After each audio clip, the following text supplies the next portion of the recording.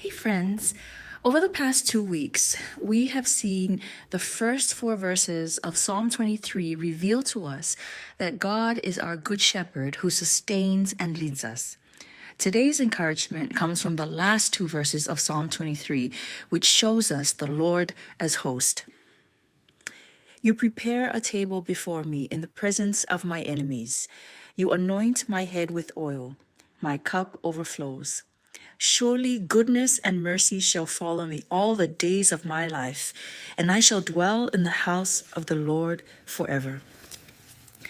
In the Jewish culture, the heart of a Jewish home is its dinner table.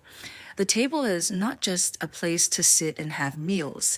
It's actually considered to be a holy place where togetherness is nurtured, a space and time set apart to remember shared history and a shared trauma, represented not just by those around the table, but the prepared dishes that are sitting on top of it. Now, I'm not Jewish, but as a Samoan, I can relate. Almost every Sunday for nearly 20 years, we have hosted a potluck lunch in our home back in Samoa after Sunday morning church service.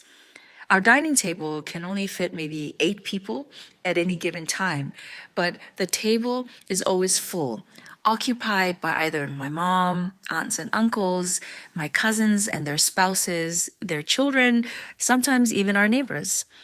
The dining table is where the most lively conversation takes place. It is where togetherness for my family is indeed nurtured and where a certain sense of transcendence is created. In verse 5, David shares with us his thoughts about provision and goodness given by God, who, as host, is also inviting David to a rich table prepared for him. David gives us a beautiful picture. The table suggests God's bounty. Prepare suggests God's foresight and care. Before me suggests the personal connection with God. David is reminding us that the God he serves not only has the bounty to feed him, but also the power to protect him while he is surrounded by his enemies. And by focusing on God as his provider and protector, he can sit down with confidence at the table that God has prepared for him and feast in perfect peace and security. Now, this table is meant to be a table for two, God and David. There is no room for the devil at any table prepared by God. But the devil will always try to find ways and opportunities to weasel himself into our minds and take control of our lives. Don't give the enemy a seat at your table.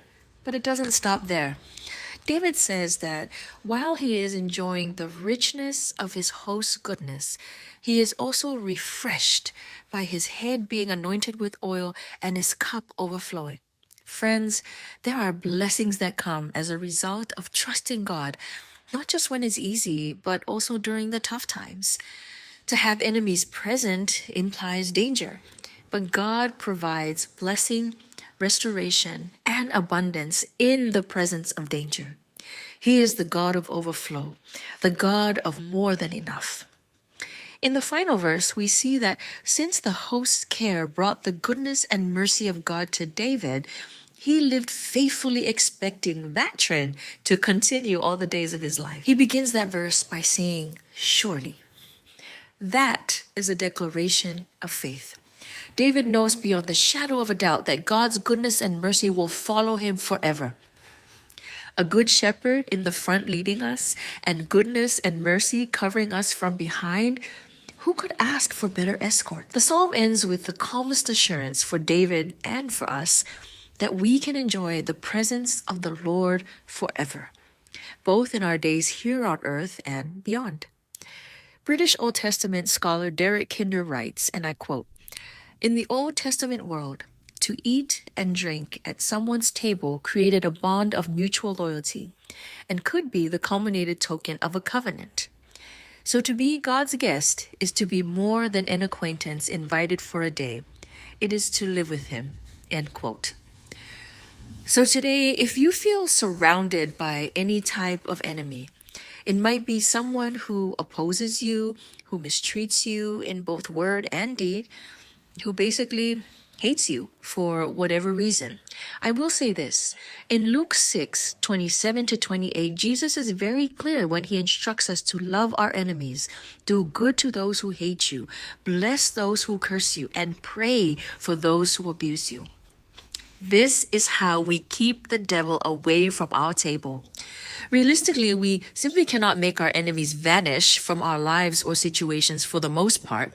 But be encouraged that as you obey Jesus, God is faithful to provide and protect you, to refresh you and bless you with more than you need, to give you peace and security as you sit and feast at his table.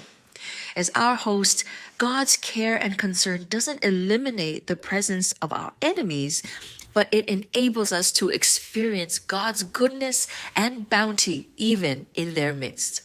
Know this, those who love God and follow Jesus wholeheartedly will always experience conflict, but at the same time, will always be invited to a spread table. Until next week, be blessed.